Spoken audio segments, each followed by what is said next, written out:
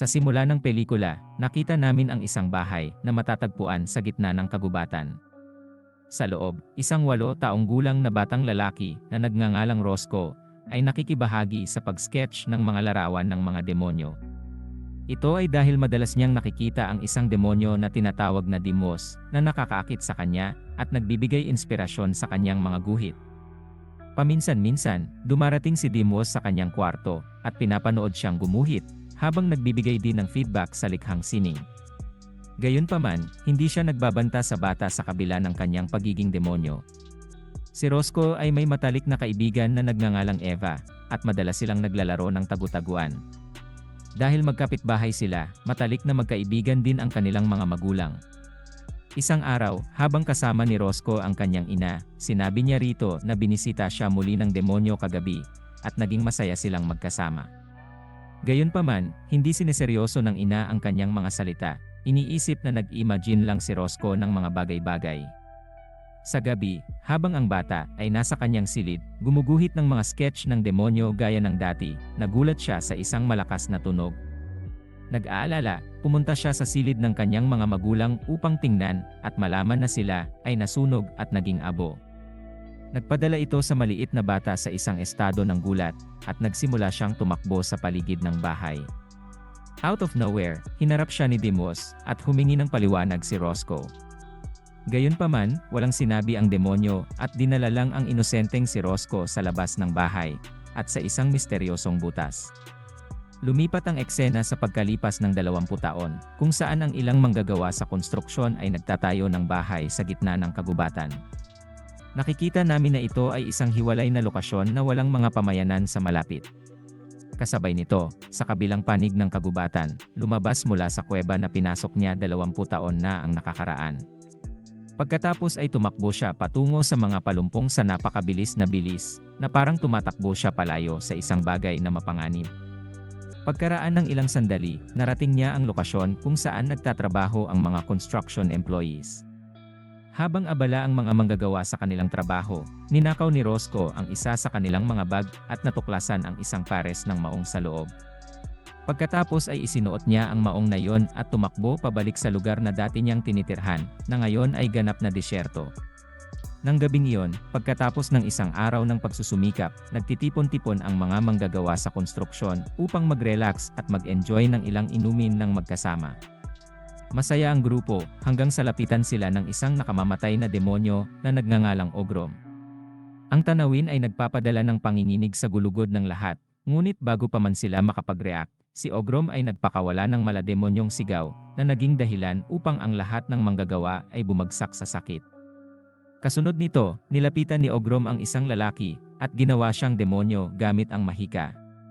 Pagkatapos ay inutusan niya ang lalaki na patayin ang lahat ng kanyang kaibigan.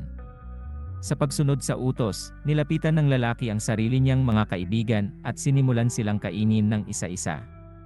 Sa ibang bahagi ng kagubatan, habang ang ilang magkakaibigan ay nag-i-enjoy sa isang campfire, nilapitan sila ng isa pang nakakatakot na demonyo na nagngangalang Balurga. Agad siyang nag-spell at na-hypnotize ang lahat ng naroroon doon. Napakalakas ng spell kaya nagsimulang magpatayan ang magkaibigan ng walang awa. Kasunod nito, nakakita kami ng ibang demonyo na tinatawag na Rol Mortus na dumating sa isang sementeryo. Nagsisimula siyang sumigaw sa mga libingan ng may pananakot, sinasabi sa kanila na oras na para gumising at pamunuan ang mundo. Sa loob ng ilang minuto, magsisimulang magising ang mga patay at nag-ipon siya ng malaking hukbo ng mga zombie. Pagkatapos ay itinuro sila ni Rol Mortus sa isang partikular na direksyon at inutusan silang pumunta doon. Kinaumagahan, nakita namin ang isang may sapat na gulang na si Eva na gumugugol ng ilang oras na may kalidad kasama ang kanyang ama sa bahay. Lumalabas na nakatira pa rin sila malapit sa parehong kagubatan. Pagkaraan ng ilang sandali, bumangon ang ama at umalis ng bahay na nagsasabing kailangan niyang magtrabaho sa bukid. Gayunpaman, lingid sa kanyang kaalaman, pinalibutan na ng mga zombie ang kanilang bahay. Nang sa wakas ay napagtanto ng ama ang kanilang presensya, huli na ang lahat dahil pinalibutan siya ng mga zombie at brutal na nilalamon siya ng buhay. Pansamantala, narinig ni Eva na sumisigaw ang kanyang ama at nagulat siya. Nagmamadali siyang lumabas upang mag-imbestiga para lamang makita ang nakakatakot na tanawin ng pinagputol-putol ng kanyang ama. Puno ng galit, mabilis na naglabas ng baril si Eva at inalis ang lahat ng mga zombie na naroroon. Gayunpaman, sa kanyang takot, mas maraming zombie ang lumitaw at nagsimulang habulin siya. Sa kabutihang palad, nakasakay siya sa kotse ng kanyang ama at nagmamadaling umalis doon. Sa susunod na eksena, habang naglalakad si Roscoe sa kagubatan, napadpad siya sa kotse ni Eva nang nagkataon. Nang makilala ang sasakyan, nalaman niyang si Eva ang babae, kaya tinawag niya ang pangalan nito. Laking gulat ng huli na makilala ang kanyang matalik na kaibigan pagkatapos ng 2 dekada na magkahiwalay, at ipagdiwang nila ang kanilang emosyonal na muling pagkikita. Pagkatapos nito, pumasok si Roscoe sa kotse ni Eva, at nagmaneho ang dalawa sa kanyang lumang bahay. Pagdating nila, tinanong ni Eva si Roscoe kung nasaan siya sa nakalipas na 20 taon, at sinimulan niyang ikwento sa kanya ang kwento.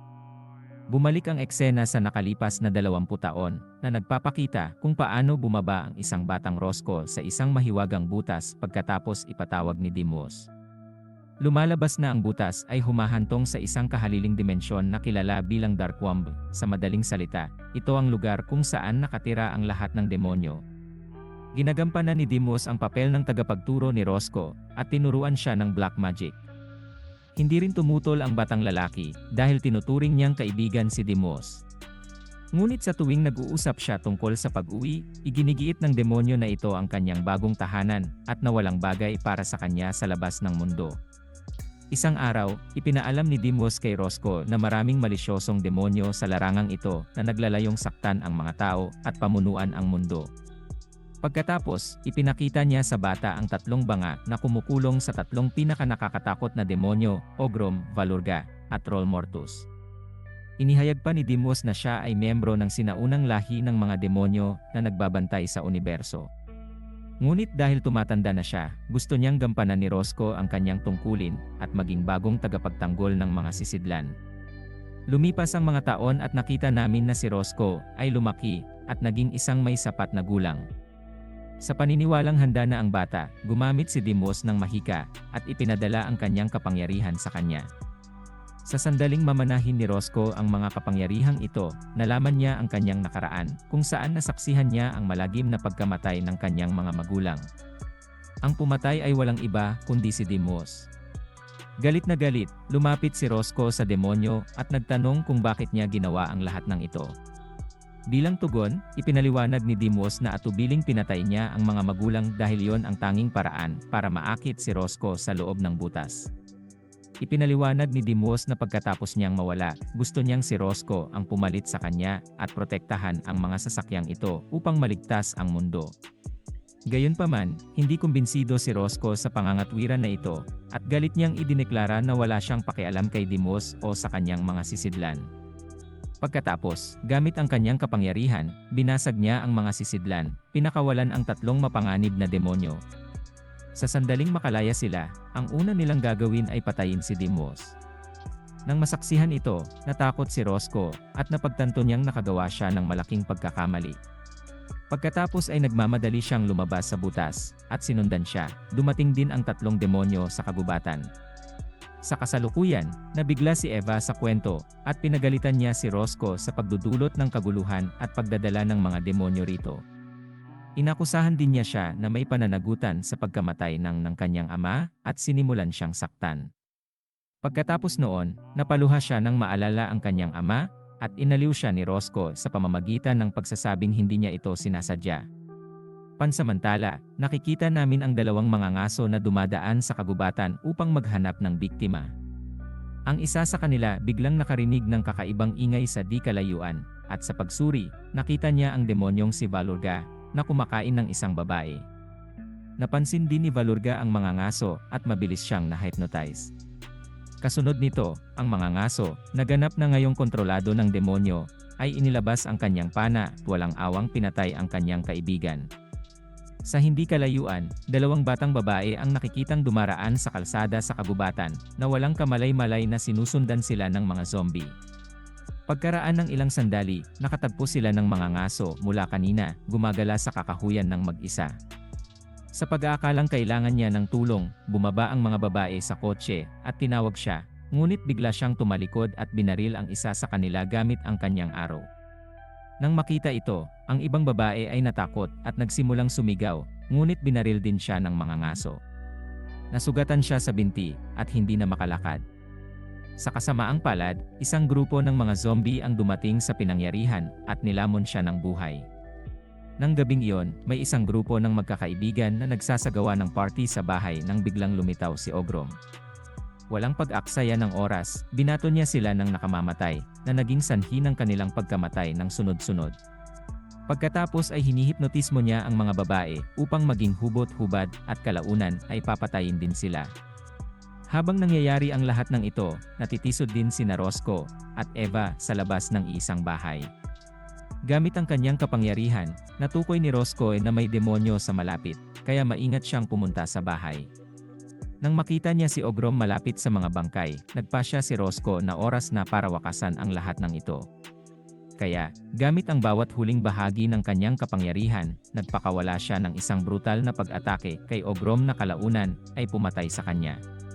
Sa ibang lugar, naramdaman ng dalawa pang demonyo ang pagkamatay ni Ogrom at nagpa siyang tumungo sa direksyong iyon. Sa susunod na eksena, umuwi si Roscoe kasama si Eva para lang matuklasan na nandoon na si Valorga. Sinaktan ng demonyo si Roscoe, ngunit matagumpay na naka-counter-attack at nasugatan siya ng ating bayani.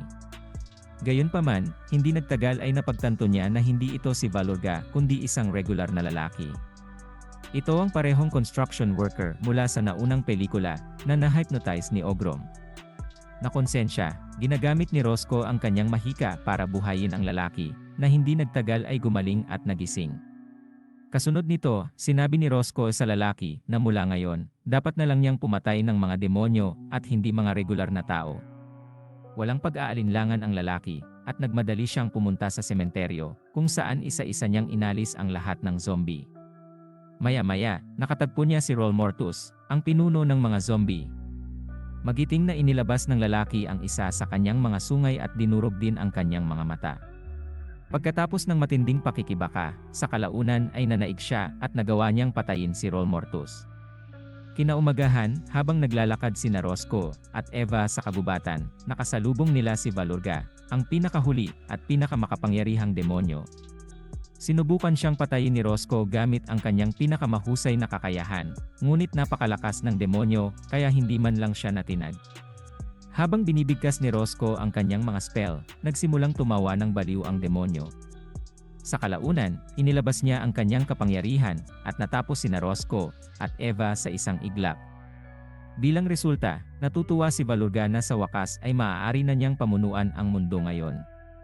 Gayunpaman, habang nagpapatuloy siya sa paglalakad, ang lalaking iniligtas ni Roscoe kanina ay dumating ng wala saan at inaatake siya. Si Valorga ay nahuli ng husto dito, at bago niya magamit ang kanyang kapangyarihan, hinugot ng lalaki ang kanyang puso at pinatay siya minsan at magpakailanman. Nagtatapos ang pelikula sa ordinaryong construction guy bilang nag-iisang nakaligtas. Gumagala siya sa kagubatan, sumisigaw na parang baliw. Mag-subscribe para sa higit pang mga video tulad nito, i-on ang abiso at mag-iwan ng like para makatulong sa aming channel. Hanggang sa muli, salamat sa panonood.